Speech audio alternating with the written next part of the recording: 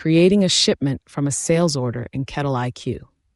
In this short training, I'll show you how to ship all or part of an order, pick the source lot, and confirm, which deducts inventory and updates fulfillment everywhere downstream. Let's take a look. You'll find this under Sales Orders from your dashboard. Once an order's confirmed and ready to go out, open it and click Create Shipment. I'll pre-fill every line item from the order at its ordered quantity. Shipping everything at once? Just confirm the quantities and pick the lot or batch each line's coming from. Shipping part of the order? Adjust the quantities down.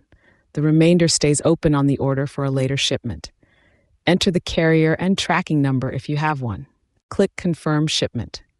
That deducts the shipped quantity from your finished goods inventory immediately and updates the order's fulfillment status. So everyone downstream, invoicing, the customer portal, the delivery readiness score on the sales cockpit, sees the real picture.